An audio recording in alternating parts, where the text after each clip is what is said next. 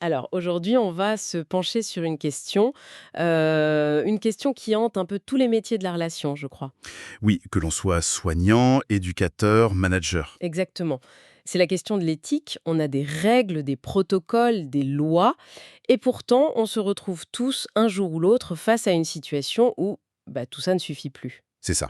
Où la règle, comme le dit une formule très juste, se met à bégayer. Et c'est là que le vrai travail commence. Passer de la règle à la rencontre. Exactement. C'est le moment où le professionnel se retrouve un peu seul avec sa conscience.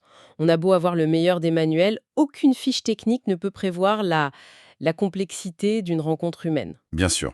Notre exploration aujourd'hui, c'est un peu de cartographier ce territoire-là.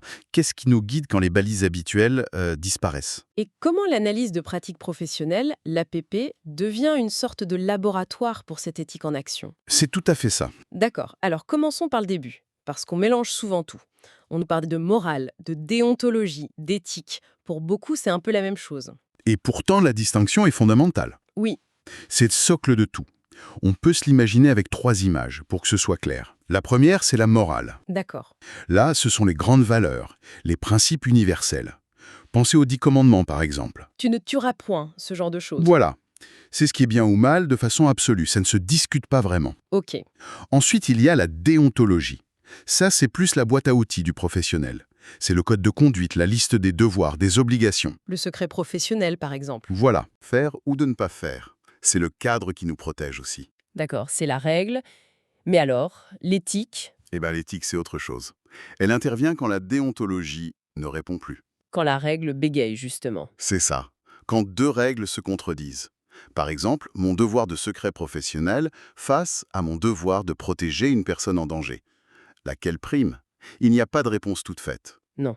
L'éthique, ce n'est pas une réponse, c'est un questionnement. C'est l'art de prendre la décision la plus juste possible, dans une situation unique, tout en sachant qu'aucune solution ne sera parfaite. Et pour s'orienter dans ce questionnement, il y a une phrase qui revient tout le temps, une sorte de boussole philosophique de Paul Ricoeur. Elle est d'une densité incroyable. Ah oui, La visée de la vie bonne, avec et pour autrui dans des institutions justes. chaque mot compte là-dedans. La visée de la vie bonne, c'est le projet personnel du professionnel, ce qui l'anime, ses propres valeurs. Mhm. Mais ce n'est pas un projet solitaire, c'est avec et pour autrui. L'autre n'est pas un objet de mon action. Il est un partenaire. Un partenaire, oui. Et tout ça, ça se passe dans le monde réel, dans des institutions justes. On n'est pas hors sol. Il y a des contraintes budgétaires, hiérarchiques, légales. Donc l'éthique, c'est chercher un équilibre en fait. C'est ça, un équilibre précaire entre ce que je crois juste, ce que l'autre attend et ce que l'institution permet. Et c'est à réinventer en permanence. Et pour analyser cet équilibre, on a un outil, une sorte de triangle mental à trois pôles. Il y a le je, le professionnel, Oui, le il ou elle qui représente l'institution, le cadre, et puis il y a le tu, la personne que j'accompagne. Et j'ai l'impression que c'est toujours sur ce pôle du tu, dans la relation directe, que les choses se compliquent. c'est systématiquement là que ça se cristallise. Le pôle du jeu, on peut y réfléchir. Quelles étaient mes intentions, mes peurs? C'est introspectif. D'accord, Le pôle de l'institution, on peut l'analyser. Que dit la loi, le règlement? C'est factuel. c'est clair. Mais le pôle du tu, c'est l'incertitude totale. Qu'est-ce que l'autre a vraiment reçu de mon intervention? Quelle place je lui ai réellement laissée? Est-ce qu'il s'est senti écouté ou est-ce qu'il a juste subi une procédure de plus? C'est le lieu de la vérité de la rencontre. Et c'est là qu'on touche à ce qu'on pourrait appeler le vertige de la relation. Je pense à un éducateur face à un adolescent en crise qui refuse toute aide. Oui, un cas classique. Le règlement de l'institution dit il faut assurer sa sécurité. Mais l'ado hurle laissez-moi tranquille. Les règles se contredisent. L'éducateur est seul. Il sent le poids de la responsabilité, la peur de mal faire, l'impuissance. C'est ça le vertige. C'est exactement ça. C'est ce moment où on se sent complètement démuni, où nos outils habituels ne fonctionnent plus. Et pour penser ce vertige, pour ne pas qu'il nous paralyse, on a besoin de penseurs qui sont allés au fond des choses. Et on va en convoquer deux, je crois. Oui, principalement. D'abord, le philosophe Emmanuel Lévinas, pour comprendre la nature radicale de la rencontre.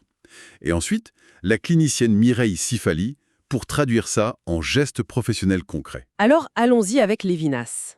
Il nous lance une idée qui est un véritable uppercut. Le visage de l'autre n'est pas une image. un visage en face de nous, non? Oui, bien sûr, mais ce que Lévinas appelle le visage, avec un V majuscule, c'est bien plus que les traits physiques. Prenez un objet, un cube par exemple. Je peux en faire le tour, le mesurer, le décrire, le posséder. Il est entièrement à ma disposition. Voilà. Le visage, lui, n'est jamais entièrement à ma disposition. Il me résiste. Je peux voir la couleur de vos yeux, mais je ne peux pas saisir votre pensée, votre histoire, votre humanité. Il y a toujours une part de vous qui m'échappe. Cette part irréductible. C'est ça, le visage. C'est la présence de l'autre dans ce qu'elle a d'insaisissable. Donc, quand je suis face à quelqu'un, je ne suis pas face à un dossier médical ou à un cas social que je peux analyser et résoudre, Non, mais face à un mystère qui me dépasse. Voilà. Et ce mystère n'est pas passif. C'est là que ça devient vertigineux. Lévinas dit que le visage est nu. nu. C'est la partie la plus vulnérable de notre être. Et cette nudité, cette vulnérabilité, nous adresse un ordre silencieux. Le premier de tous les commandements. Tu ne tueras point. C'est incroyable comme idée. Ça veut dire que la fragilité de l'autre n'est pas une faiblesse, mais une forme d'autorité. Une autorité absolue. Avant même que l'autre n'ait parlé, avant même qu'il ait demandé quoi que ce soit, son simple visage, par sa fragilité même, arrête mon pouvoir. Comment ça? Il me dit « Je suis à ta merci ». Et justement pour ça, tu n'as aucun droit sur moi. Mon indifférence, mon envie de le classer dans une case, mon pouvoir de le juger, tout ça est stoppé net par la simple présence de son visage. C'est une interpellation qui me rend immédiatement responsable. Et cette responsabilité, Lévinas la décrit comme étant totalement déséquilibrée. Il y a cette image d'une balance avec d'un côté un poids immense pour ma responsabilité et de l'autre une minuscule plume pour la réciprocité. C'est ça. Ça va à l'encontre de toute notre logique de justice, du donnant-donnant. C'est probablement l'idée la plus difficile et la plus radicale de sa pensée. Il nomme ça l'asymétrie. Dans la relation éthique, il n'y a pas de contrat 50-50.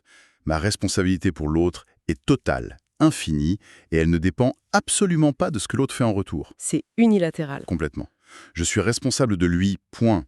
C'est un peu comme la responsabilité d'un parent envers son nouveau-né. Elle est totale et on n'attend rien en retour. D'accord. Lévinas étend cette idée à toute rencontre humaine. C'est en répondant à cet appel que je deviens vraiment un sujet humain. C'est une vision incroyablement exigeante, presque paralysante en fait.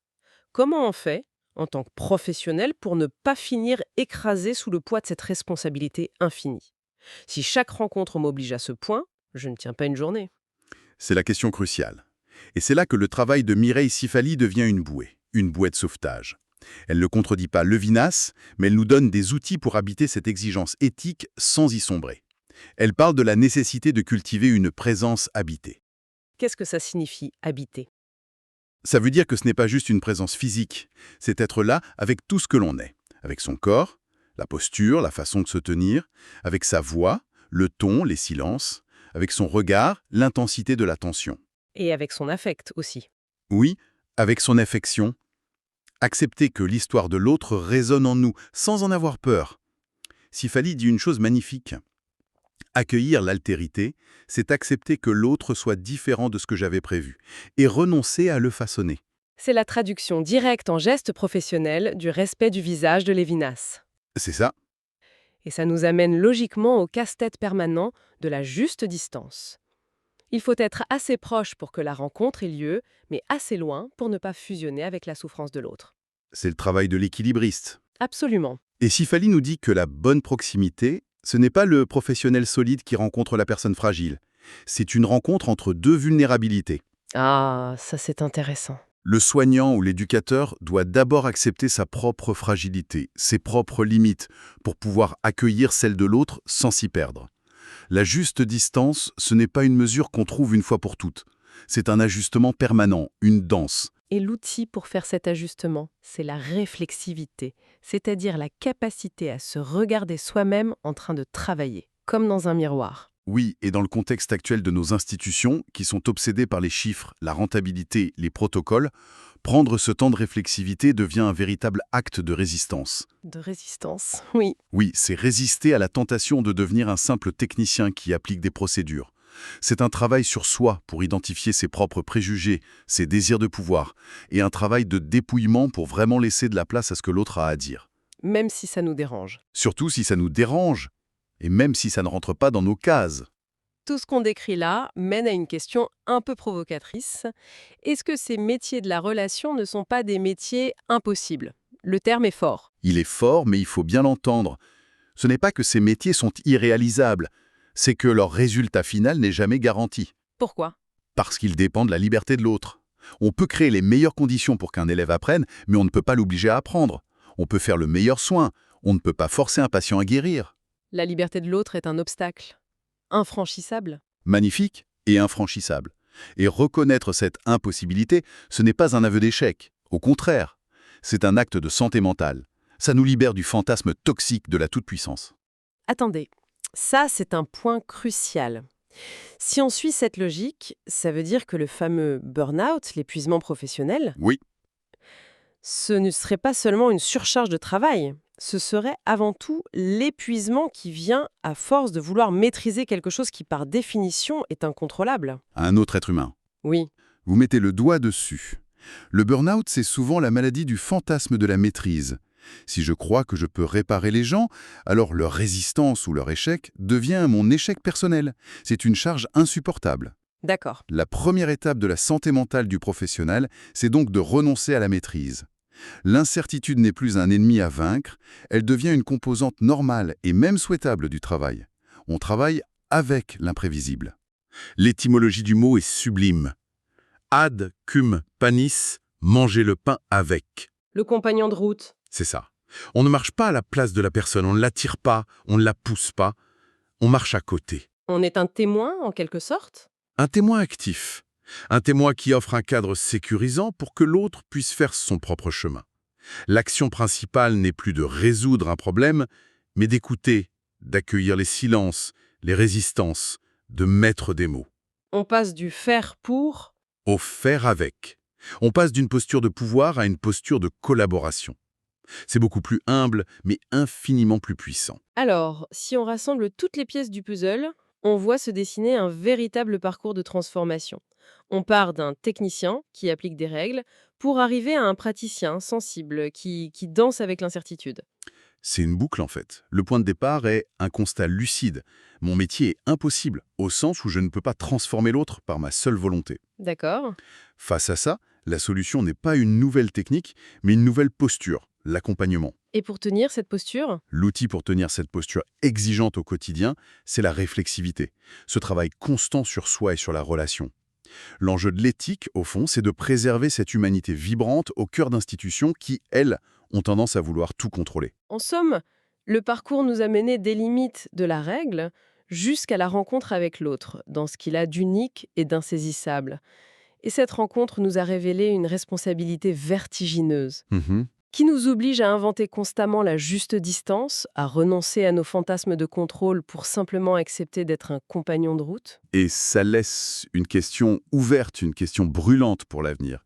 Si on accepte que la liberté de l'autre est cet horizon indépassable et que l'accompagnement est la seule réponse éthique, Oui. comment nos institutions, qui sont de plus en plus pilotées par des objectifs de performance, des indicateurs chiffrés, une logique de maîtrise des risques, comment peuvent-elles intégrer cette posture sans se renier? Ou est-ce que cette éthique de la rencontre est condamnée à rester un acte de résistance, individuel et silencieux? La question reste entière.